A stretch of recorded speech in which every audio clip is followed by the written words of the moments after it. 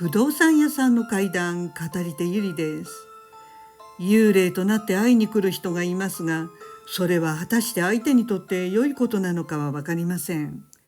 さて、このお話はある怪談師さんが私に話してもらいたいと言って提供してくれました。今から数十年前のことです。茨城県の某所でごく平凡な主婦をしていた手塚さんという方がいました。手塚さんとその旦那さんはとても仲が良かったそうです。まだ若かった頃は子供もいなかったので、2人でよく買い物やドライブに行き、あちこち旅行もしていました。傍から見てもとても仲睦まじい夫婦だったということでした。しばらくして2人の間に待望の赤ちゃんができました。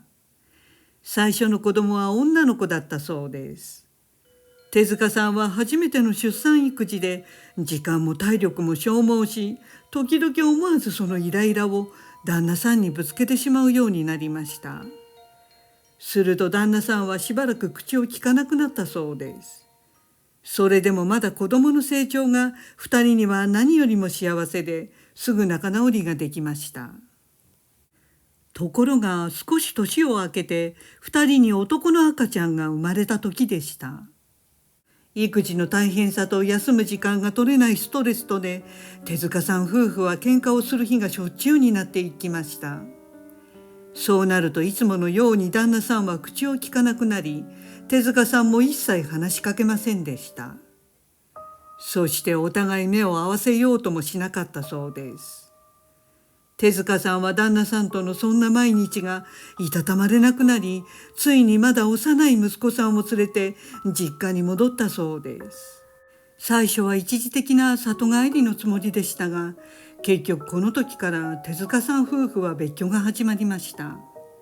でも離婚するつもりは2人ともなく、意地の張り合いでどちらかが謝ってくるのをお互いが待つという感じでした。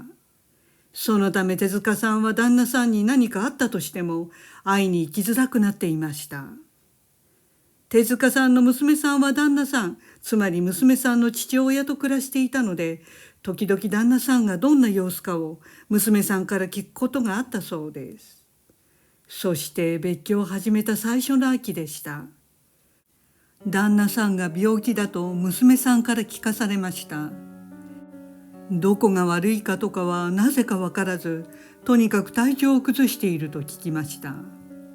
手塚さんは娘さんから、今日はお父さんリンゴをちゃんと食べたとかお風呂に入ったよとか報告してもらいました。そして間もなく旦那さんは入院することになりました。そして手塚さんは旦那さんとろくに話もできないまま、ある日旦那さんは亡くなってしまったということでした。がんだったということで、病気になったと聞かされてわずか1年半後だったそうです。さて、それからでした。手塚さんは茨城の家に戻り、大変な日々が始まりました。女手一つで娘さんと幼い息子さんを育てなくてはなりません。仕事に追われて忙しい毎日だったそうです。でも手塚さんは再婚もせずにいたのですが、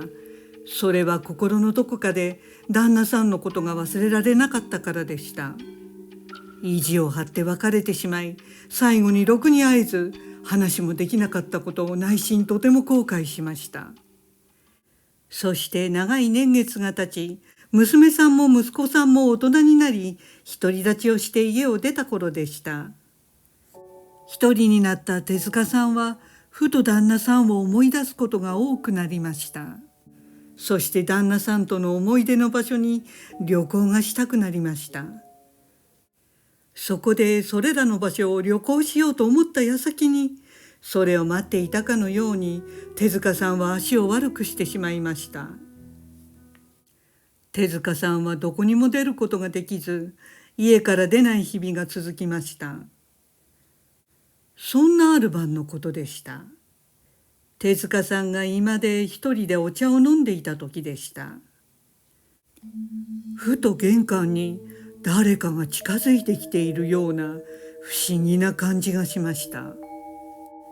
足音や物音がしたわけではなかったのですが、人が家に近づく気配のようなものを手塚さんは感じたそうです。それはよく家族の誰かが帰宅する直前に不思議にそれが分かったりするもので、まさにそんな感覚でした。そしてその気配は誰なのかも分かったそうです。あれ、旦那が帰ってきたと思いました。そうだ、あの人だ、間違いなくあれは旦那だ、そう感じました。今から思えば亡くなったはずの旦那さんが帰ってくるわけがないのに、奇妙にもすんなりとそう思ったそうです。そこで足が悪い手塚さんは杖をつきながら必死に玄関に向かいました。玄関はガラス引き戸ですから、外に誰かがいれば姿が映りますが、玄関外の照明をつけてみると誰の姿も見えませんでした。手塚さんはすぐ「なんだ気のせいか、旦那のわけないよね」と半分がっかりし、半分ほっとしたそうです。するといきなりガラス引き戸に人影がふわっと映り込みました。手塚さんがはっと息を飲むと、それと同時にその人影はさーっと左から右にガラス戸を横切っていき、そして一言「ごめんな」と言ったそうです。その声は紛れもなく亡くなった手塚さんの旦那さんでした。手塚さんは全身震え上がるほど驚きましたが、気がつくと目からは涙が流れていました。そして手塚さんは自分も意地を張って一言も謝らないまま旦那さんは亡くなってしまったと気がつきました。でも旦那さんがごめんなと謝りに現れたということは、彼も自分を許してくれたんだなと思ったそうです。そしてその後手塚さんはあの夜のように旦那さんが家に帰ってきてくれるのをずっと信じて待っていたということでした。でもそんなことは当然ながら二度とありませんでした。今はすでにその手塚さんも老衰で亡くなり、旦那さんと同じお墓に埋葬されているそうです。ご視聴ありがとうございました。よろしければチャンネル登録といいねボタンをお願いします。